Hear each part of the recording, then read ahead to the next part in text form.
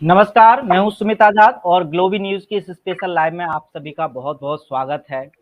आज की इस वीडियो में हमारे साथ एक जागरूक दीदी जुड़ी हुई हैं, एक ऐसी गृहिणी जिन्होंने सिर्फ आयुर्वेद को सीखा या जाना ही नहीं है, बल्कि अपने जीवन में इम्प्लीमेंट किया और उस आयुर्वेद का या रसोई चिकित्सा का जो चमत्कार इन्होंने अपने जीवन में किया है या देखा है, उसको ही साझा करना एक इसका उद्देश्य है वीडियो का, कि दीदी के माध्यम से हम जानेंगे किस तरह से जो बाकी की माता-बहनें हैं इस वीडियो को देखने वाली हैं, वो किस तरह से आयुर्वेद और रसोई चिकित्सा का इस्तेमाल करके खुद को और अपने परिवार को सुरक्षित रख सकती हैं, रोगों से दूर रख सकती हैं, तो ये काफ़ी इम्पोर्टेंट महत्वपूर्ण वीडियो होने वाली है।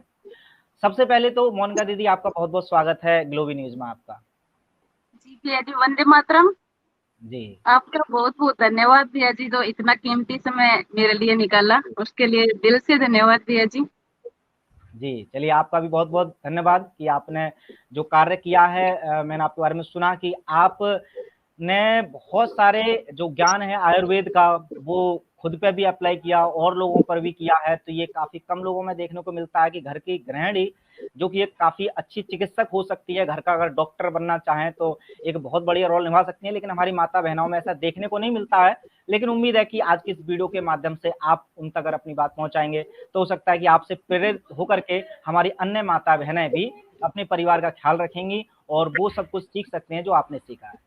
सबसे पहले मोनिका जी मैं आपसे जानना चाहूँगा कि ये जो आपके जीवन में आयुर्वेद की जो प्रवेश हुआ कि आपने राजीव दीक्षित जी को भी सुनना शुरू किया या स्वस्थ समृद्ध परिवार से भी आप जुड़े। शुरुआत कैसे हुई? आपको कैसा लगा? क्योंकि आजकल सभी के मुँह पर तो दवाइयाँ चढ़ी रहती हैं, जब भी कोई बीमार होता है सब दवाइयों की तरफ भागते हैं। आपके अंदर ये हिम्मत कहाँ से आई? कहाँ से सीखने को मिला कि हाँ, मुझे भी आयुर्वेद को सीखना चाहिए और ये काम करती है और फिर आपने ये आयुर्वेद के चिकित्सा के क्षेत्र में कदम कैसे बढ़ाया? आप अपनी शुरुआत की जो यात्रा है वो हमें एक बार साझा करें। जी। जी भैया जी, मैं मोनिका साहू हरियाणा जी, से हूँ भैया जी। पापा भी किसान ही थे, पर जी, दादाजी वैसे थे, थोड़े मतलब कोई डिग्री नहीं थी, पर हमारे पूर्वजों के पास जो ज्ञान होता है वही ज्ञान था। तो भैया जी, जी, चूरन चटनी तो मैंने बचपन से ही देखा है घर में बनाते हुए, तो मेरे लिए जी। कोई बड़ी बात नहीं थी। पर ये था भैया जी की थोड़ी अंग्रेजियत घुस गई थी, क्योंकि हुँ, इंग्लिश में एमए हूँ, बीएड भी हूँ, तो मेरे जी, जीवन में भी वही तो बदलाव आना ही था भैया जी, वो आया। उसके बाद 2014 में भैया जी मैं प्रेग्नेंट हुई। हुँ, प्रेग्नेंट होने के बाद मेरी माँ ने मुझे कहा कि आप अंग्रेजियत छोड़ के जो जीवन हमने जिया वो जियो। जी, जैसे मुझे अच्छा तो नहीं लगा था, क्योंकि हुँ, सब डॉक्टरों के पास जा रहे थे और हमें घर से बाहर निकलने के लिए उतना ही समय मिलता है भैया जी कि डॉक्टर के पास ही चले जाएं। जी। जो कम से कम घर में कपड़े खरीदे हैं वो दिखाने के लिए हमारे पास, गृहिणियों के पास वही जगह होती है। तो मुझे सही बात। अच्छा नहीं लगा था, पर भैया जी मैंने माना और हाँ, उनकी राय ली। जैसे जैसे उन्होंने मुझे बताया कि दूध में घी डाल के पियो, कभी पेट जी, दर्द हुआ तो अजवाइन खा लो, तो मैं कभी डॉक्टर के पास नहीं गई। हुँ, भैया जी 9 महीने मैंने जैसे तैसे किया, उल्टियाँ बहुत आई, तो माँ से जब भी मैंने बात की कि उल्टियाँ आती है, तो मम्मी ने कहा, माँ हर बार एक ही बात बोलते हैं कि जी, बच्चा कान से पैदा नहीं होता। जी, तो वो बिल्कुल। बात थी कि मैंने हमेशा सुना कि ठीक है। फिर धीरे धीरे वो चलती गई, 9 महीने पूरे हुए, डॉक्टर के पास गई, तो उन्होंने हुँ, कहा ऑपरेशन होगा। और जी, दर्द कैसे, रात को 9 बजे रात्रि को शुरुआत हो गई थी, अगली 9 बजे मुझे 24 घंटे हो गए थे। तब जी, तक डॉक्टर के पास मुझे नहीं ले जाया गया था। गाँव में जो दाई माँ होती है उनके पास मैं थी। जी, उसके बाद से दाई माँ ऐसी बात नहीं है कि वो जानते नहीं है। उन्होंने मुझे हुँ, कहा कि आपका बच्चा पैदा होगा बेटा 1 बजे रात्रि हुँ, को, आगे हुँ, का समय इतना और बाकी है। जी, जैसे मैं थोड़ा-थोड़ा बिलीव करने लग गई थी कि हाँ, इनमें भी कुछ है, इनको भी जानकारी है। जी, उसके बाद ससुराल पक्ष से था कि हम हॉस्पिटल में ले चलते हैं, क्योंकि जी, मेरे पापा नहीं है और हम हुँ, खेत में रहते हैं, तो वहाँ पे इतनी सुविधा नहीं हो सकती, अगर कुछ हो गया तो। जी, और इसके पहले कोई दवाई नहीं खाई है, कभी ब्लड टेस्ट नहीं करवाया, अल्ट्रासाउंड नहीं करवाया, तो हो सकता है हो जाए। हम जी, हॉस्पिटल में गए थे ऐसे। उसके बाद वही प्रोसेसिंग जो हॉस्पिटल वाले करते हैं वही मेरे साथ भी हुई, जी, पर उन्होंने कहा ऑपरेशन होगा और मेरी माँ मेरे साथ थी जैसी, उन्होंने कहा नॉर्मल डिलीवरी जी, होगी। मुझे 100% पता है इसको नॉर्मल डिलीवरी हो जाएगी, अगर ये हिम्मत नहीं हारी तो। जी, यदि माँ ने फिर मुझे हिम्मत दी थी उस समय, और तो उनके पास कुछ नहीं था देने के लिए, दूध में होंठ मिला के बार बार पिला रहे थे। पर उस समय मुझे गोमूत्र के बारे में, गोमय रस के बारे में जानकारी नहीं थी, होम्योपैथ में भी जानकारी नहीं थी, तो मैंने ऐसा कुछ भी नहीं लिया था। दूध में घी होंठ मिला के पिला रहे थे। जी तो वही रात्रि का 12 बज के 59 मिनट में मुझे बेटा पैदा हुआ, और वही नॉर्मल डिलीवरी थी। जी तो उस समय से भैया जी मुझे ये प्रेरणा कहो या सबक कहो कि जी एलोपैथ की बजाय हमारी जो घर में है, जो हमारे दादी नानी है या जो दाई माँ है, वो भी हमें सब कुछ बता सकती है, जानकारियां उनके पास भी है। फिर भैया जी मुझे ये तलाश करने में लगी कि कौन सी चीज कब लेनी चाहिए, क्यों लेनी चाहिए, जो जो मैंने देखा था। तो धीरे जी धीरे जानकारी हासिल हुई। फिर भैया जी मैं किसी व्हाट्सएप ग्रुप में जुड़ी और गोविंद भैया से मेरी मुलाकात जी हुई। उसके बाद मैंने मेरी पूरी बताई कि मैंने ऐसे ऐसे हाथ से चक्की चलवाई है, माँ ने मुझे नॉर्मल डिलीवरी हुई है, दूध में घी मिला के पिलाया है। तो उसको भी लगा कि हाँ, आप बहन किसी और को बताओगे तो कोई और बहन करने से बच जाएगी। बहुत शानदार। इतना सपोर्ट दिया कि जो घर का भाई नहीं दे सकता, अपना पति हाँ, नहीं दे सकता, गोविंद भैया ने मुझे वो सपोर्ट दिया। तो घर में बहुत बढ़िया। हम 10-12 सदस्य हैं भी, अभी संयुक्त परिवार है, समय नहीं मिलता, जरूरत पड़ता भी है, बोलना भी नहीं होता बड़ों के काम में, तो थोड़ी दिक्कतें बहुत आई। पर अब भी है कि भगवान की कृपा से सब कुछ ठीक है, हमें कोई जी रुकावट नहीं है, मैं काम भी कर रही हूँ, जितना हो सकता है कर रही हूँ।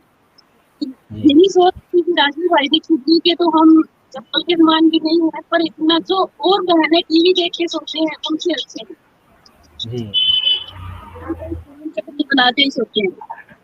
बहुत और आज शानदार, बहुत तक 14 के बाद आज तक इस बेटे को मैंने कभी 1% भी एलोपैथी नहीं खिलाई। हम्म पीछे कुत्ता खा गया तो उसको काट गया था बेटे को घर के बाहर ही, तो अच्छा। इन्होंने एक इंजेक्शन दिलवाया था, जो वो हम्म एंटी कोई होता होगा एलोपैथी में। जी तो वो भी मैंने गोविंद भैया से बात की कि भैया जी ऐसे ऐसे मेरे साथ जबरदस्ती हो रही है, क्या करूं। तो उन्होंने कहा कोई बात नहीं बहन, हम ऊपर से एंटी दे देंगे ताकि उसका असर ना रहे, पर घर जी वालों से अगर इतनी करेगी ना विरोध, तो तुझे काम से हट जाएगा। सही तो बात भी है। ऐसे नहीं किया उसको, जी तो जी कुछ बताया नहीं। बाकी भैया जी सब अब भगवान की कृपा से पापा, सासू माँ, ससुर सब मानते हैं, जी पूरा परिवार फॉलो करता है भैया जी। किसी को पथरी थी वो निकल गई, किसी को कुछ ठीक होता जा रहा है। बहुत तो अब शानदार, बहुत बढ़िया। बहुत बहुत शानदार आपकी शुरुआत और बहुत ही बढ़िया अनुभव आपने साझा किया। तो मोनिका दीदी, मैं जानना चाहता हूँ, जैसा अब आपने बताया कुछ चूरन चटनी तो आपका शुरू से देखा ही है आपने, तो कुछ चूरन वगैरह बनाए हैं घर पर ही।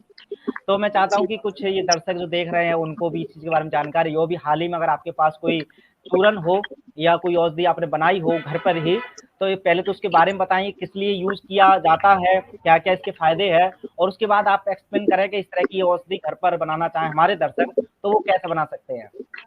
जी जी भैया जी, मैंने राजीव वैदिक जी को सुना, उन्होंने हम्म मधुमेह नाशक चूर्ण के बारे में जिक्र किया है, शुगर की दवाई के बारे में। जी तो वो भैया जी मैंने तैयार भी की है, बनाई भी है। जी वो कूटना पीसना तो आम बहने रोज चटनी पीसती है भैया जी रसोई घर में, उसके लिए कोई वो है ही नहीं, बड़ी बात ही नहीं है। हम्म तो इसके लिए भैया जी मैंने पहले पंसारी के यहाँ से सामान लिया। अब जी भैया जी मैं पहले से जब जिस समय जो सामान उपलब्ध होता है वो मैं ले लेती हूँ, घर में धो हाँ के सुखा देती हूँ, उसके बाद उसका चूर्ण बनाती हूँ भैया जी। जी इसमें शुगर की दवाई में भैया जी लेने का तरीका, एक एक हम्म चम्मच खाना खाने से पहले हम्म सीधा जुबान पे रखना है, और लार के साथ जाने के लिए राजीव भाई दीक्षित जी ने बोला है।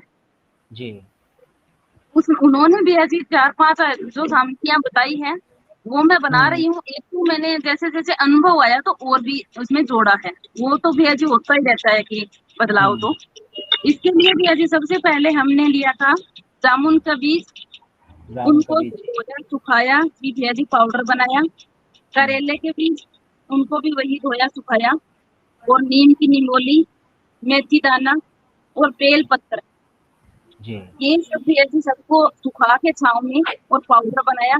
पाउडर भी जी ऐसी मिक्सी के सहारे बनाते हैं तो वो गुण कम करता है, नहीं फायदा आता। पर भी हाँ ऐसी जैसे मैं मम्मी भी कूटती हूँ अच्छा। इसी में मैं पूछती हूँ। और भैया जी हाथ वाली चक्की है वो नहीं, अभी तो मैंने जयपुर भेज रखी है किसी बहन की डिलीवरी के लिए, जी। वो उससे मैं मेकअप पाउडर बनाती हूँ। अच्छा, बहुत इसको शानदार। सब नहीं 110% परिणाम आता है। जो जी। भाई बहन लेते हैं सबके यही है कि दीदी रिजल्ट हमें मिल रहा है। जी। अच्छा, यही इसमें जो मात्राएं जो मिलाई जाती हैं तो सबकी बराबर बराबर रहती हैं जो आपने बताई थी, जो सब सब चीजें भी हैं? 250 ग्राम आप सब कुछ ले रहे हो तो एक बेल पत्र ऐसा है जो आप 250 ग्राम लोगे। अच्छा, ज्यादा लेना है बेलपत्र? जी भैया जी, उनका 1.5 गुना हो गया। ठीक, बहुत शानदार। तो ये 250 ग्राम। मधुमेह की डायबिटीज के लिए काफी ज्यादा उपचार है। और ये मतलब जिन जिन लोगों ने ये जो आपने खुद में भी या कुछ पेशेंट पे इस्तेमाल किया है तो उनकी कुछ फीडबैक साझा करना चाहेंगे कि इस चूर्ण से कितने लोग अभी तक ठीक हो चुके हैं जो आपकी जानकारी में है? भैया जी कम से कम 50-100 बहनों को ठीक किया है। बहुत शानदार, बहुत भाइयों बढ़िया। की तो भैया जी दया है, जी। बहुत भाइयों को ठीक, बहुत भाई ठीक हुए हैं भैया जी। क्योंकि बहुत। भाइयों को ये समस्या मुझे ज्यादा देखने को मिली है बहनों की बजाय, हाँ। तो भाई ज्यादा ठीक हुए हैं भैया जी। बहुत शानदार। और ये तो बनाने की भी मैंने यूट्यूब पे चैनल भी बनाया था भैया जी, ताकि सब लोग कल को हम चले जाएं उसके बाद भी तो रहना चाहिए। तो भैया सही जी बात बनाया था, पर थोड़ा समय का अभाव रहता है, पर बनाती हूँ वो वहाँ पे डालती हूँ। है। अच्छा, कहोगे अच्छा। तो भैया जी वो आपको मैं लिंक दे दूंगी। हाँ, वो मैं डिस्क्रिप्शन में डाल दूंगा ताकि वो बनाते समय भी लोग देख लें कि किस तरह से वो पीसना वगैरह है। बहुत शानदार, भैया बहुत जी बढ़िया। तो चलिए, एक तो आपने औषधि बहुत बढ़िया बताई दी कि अब कभी भी किसी के परिवार में मधुमेह या शुगर की शिकायत रहेगी तो ये चूर्ण का घर पर बना करके जरूर इस्तेमाल करें। सबसे बड़ी बात कि ये घर का सामान है, आप कोई भी बिना पैसा खर्च करे, ज्यादा बड़ा कोई इतना खर्चा नहीं है इसमें, घर पर सामान ला करके खुद बना सकते हैं। कोई साइड इफेक्ट मेरे ख्याल से इन सब चीजों का होगा नहीं, घर की ये सब सामान नहीं है। भैया जी नहीं तो होगा। इस चूर्ण के अलावा दीदी और कुछ साझा करना चाहें का, और कोई औषधि या जो चूर्ण आपने बनाया हो किसी और बीमारी के लिए और जो बनाना बड़ा आसान हो, साझा करना चाहें आप भैया एक जी आध और? आयुर्वेद का चूर्ण कोई भी बनाना कठिन नहीं है, मुश्किल नहीं है। जी। जी। जी। और सबसे अच्छी बात है भैया जी रसोई घर की सामग्री होती है तो इसका हम्म। साइड इफेक्ट कुछ नहीं होता। जी। अगर जीरा थोड़ा ज्यादा गिर जाएगा तो क्या होगा, धनिया थोड़ा जी। ज्यादा खा लोगे तो क्या होता है उससे, कोई साइड मात्राओं का इफेक्ट ज्यादा होता नहीं है। दिक्कत जैसे सब बहनें घर में आराम से बेझिझक होके नहीं। बना सकती हैं। जी। इसके लिए कोई ज्यादा ट्रेनिंग की मुझे तो नहीं लगता कि जरूरत है, मुझे कोई जरूरत नहीं पड़ी, तो भैया हम्म। जी किसी बहन को भी नहीं पड़ेगी। हम्म। मैं अब चूर्ण बनाती हूँ भैया जी, कई प्रकार के चूर्ण बना रही हूँ, अब तो कई साल हो गए तो थोड़ा अनुभव आता जा रहा है, गोविंद भैया के शरण में है तो भैया जी वैसे भी जी। तो जी। जी। बनाते जाती हूँ। जैसे अभी मैंने मेघावी चूर्ण भी बनाया है जो समरण शक्ति के लिए है। अभी हम्म। हाल में भैया जी ये त्रिफला चूर्ण तो हमेशा चलता ही रहता है। जी। वातनाशक चूर्ण भी बनाया है, हम्म। अश्वगंधा पाक भी बनाया है, सौभाग्य सौंठी पाक भी बनाया है। जो भैया जी जी। मैं 9 महीने तक बहनों के संपर्क में जुड़ी रहती हूँ, उनके अच्छा। लिए मैं मुझे जो जो चीजें चाहिए होती है डिलीवरी से के दौरान और डिलीवरी जी। के बाद वो चीजें जी। सारी बनाती हूँ भैया जी। उनके लिए मेरा ज्यादा रुझान उस उनकी तरफ है कि अगर बहुत। बहनें समझ गई तो परिवार हाँ, समझ बहुत गई। शानदार। तो वैसे तो खैर इतना आसान होता नहीं है, आजकल हम देखते हैं कि सामान्य प्रसव बड़ा दुर्लभ होता है। आप बता रही हैं कि चूंकि आप साथ भी देती हैं कई सारी बहनों का, तो बहुत ही सामान्य प्रसव हुआ है और आपने अपनी भी कहानी बताई तो वो भी बहुत अच्छा लगा। तो इसको लेकर के भी अगर इस वीडियो के माध्यम से भी कुछ हमारी माता बहनें सुन रही हैं, अगर भविष्य में उनको भी इस तरह की दिक्कत आती हैं, समस्या आती हैं, तो क्या सच में ये संभव है कि बिना किसी ऑपरेशन या किसी अस्पताल जाए घर पर, जो हमारे पुराने जमाने में लोग नॉर्मल डिलीवरी कर देते थे, क्या आज के जमाने में भी वो संभव है? और उसके लिए अगर वो संभव है तो कुछ अगर महत्वपूर्ण जो टिप्स हैं वो इस वीडियो के माध्यम से आप देना चाहें उन बहनों के लिए या माताओं के लिए? भैया जी जो मैंने मेरे लिए सीखा है और अन्य बहनों मेरे बाद अन्य बहनों पे सीखा है। जी। 7वां महीना तक राजीव भाई दीक्षित जी बताते हैं चक्की चलाने के लिए। हाँ। भैया जी मैं तो सबसे अच्छे 2 ही टिप्स मानती हूँ, एक देसी गौ माता का घी खाओ, दूसरा चक्की चलाओ। अच्छा। 8वां और 9वां महीना में भैया जी उकड़ू बैठना शुरू कर दो, अगर ओ। नॉर्मल डिलीवरी चाहिए तो। ओके। ठीक है, और जितना भैया जी काम करेंगे उतनी ज्यादा अच्छे रहेंगे, जितना आराम करेंगे उतना ही नुकसानदायक है। जो आज के अच्छा। समय में बेड रेस्ट बता रहे हैं ना, हाँ। वो सिर्फ ऑपरेशन के लिए ही बताया जाता है। हम्म। ऐसा भी केस हो गया जी, ऐसी बात नहीं है। अब तो वही है, थोड़ा अनुभव आ ही गया जीवन में, तो जी, कितना भी क्रिटिकल केस हो भी ऐसी नॉर्मल डिलीवरी हो जाती है। पहले कहते बहुत थे सही। कि खून कम है, जैसे 5 हाँ, ग्राम खून की नॉर्मल डिलीवरी होती है, ऐसी बात नहीं है, नहीं होती। जी। पर थोड़ी मेहनत करनी पड़ती है। अब ऐसी बहनें आजकल, ये बाबू बनी है ना जब से, सोना बाबू, तब से समस्या जी, है, ऐसी पहले नहीं थी। जी, जी, जी, उनको थोड़ा सा, आप थोड़ा सा उस समय अगर बता देते हो, संपर्क में आ जाती है, तो ये समस्या नहीं आती। बहुत शानदार, जी। बहुत बढ़िया। अच्छा दीदी एक और मैं जानना चाहूँ, क्योंकि ये काफ़ी समय पहले भी कई सारी समस्या रहती थी कि खासकर माताओं को प्रेगनेंसी के बाद जैसे कुछ ठंड-वंड उनको ज़्यादा लग जाती है, तो दर्द की समस्या रहती है, वो काफ़ी लंबे समय तक भी खासकर, कि अगर प्रेगनेंसी के तुरंत बाद अगर उनको कुछ ठंडा-वंडा दे दिया जाए या किसी भी तरह से उनके शरीर में ठंड प्रवेश कर जाए, तो उनके जोड़ों में दर्द, जैसे हमारी पत्नी को भी इस तरह की दिक्कतें आज की डेट में भी होती हैं। उनकी 2 साल पहले डिलीवरी हुई थी, डिलीवरी नॉर्मल हुई थी, लेकिन बेटा चूँकि वो बीमार हो गया था बहुत ज़्यादा, तब हमें इधर-उधर लेकर के जाना पड़ा, तो वो डिलीवरी के तुरंत बाद ही उनको बार-बार भागना पड़ा था। तो बताते हैं उनको कि वो बचपने की ठंड लग गई थी, उस वजह से उनको अक्सर दर्द वगैरह रहता है, कभी जोड़ों में दर्द रहता है, कभी पेट में, कभी पूरे शरीर में, मतलब हर जगह ही। तो इसके लिए कोई तेल या किसी तरह का कोई उपचार बहनों के लिए आपके जो अनुभव में आया हो? या जी, इसके लिए दर्दनाशक तेल जो बनता है, मैं उसकी जी, विधि भी बता दूंगी, क्योंकि अभी इतना संभव नहीं है भैया जी बता पाना। मैं जी, आपको जी। यूट्यूब का लिंक दूंगी, उसमें है डाला हुआ। और अच्छा, सबसे अच्छा काम करता है भैया जी मेथी के लड्डू। ठीक है। अगर भाभी जी को आप बता रहे हो कि उनको भी हाँ, समस्या है, तो भैया जी आप हुँ, मेथी की लड्डू जरूर खिलाओ, हर सर्दी में उनको मेथी के लड्डू दो। बहनों के लिए भैया जी माँ से ज्यादा काम करता है, जितना माँ काम करती है बच्चों के लिए, हुँ। उतना मेथी काम करती है भैया जी।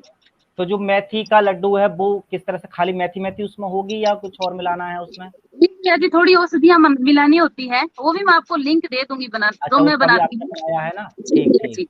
जी। जी। तो वो जो ऑयल है, तेल किस तरह से बनाया जाता है, वो भी आप लिंक भेज देना ताकि मैं वीडियो के नीचे डाल दूँ, और जो लड्डू बनाए जाते हैं, उसका भी आप लिंक दे देना ताकि जब भी किसी को ज़रूरत हो, तो वो वीडियो में देख कर के बना ले। बहुत शानदार।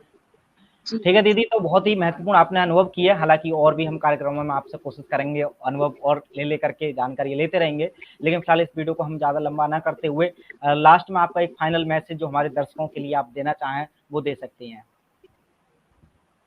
जी, जी। भैया जी, बस ये मेरी तो यही विनती है सभी बहनों और भाइयों से, जितना जुड़ सकते हो रसोई घर से जुड़ो। रसोई हाँ। घर में जो औषधि रसोई घर में है, वो बाहर कहीं नहीं। जितना हुँ। खुद स्वयं अपने आप को जानते हैं, उतने बाहर कोई नहीं जानता।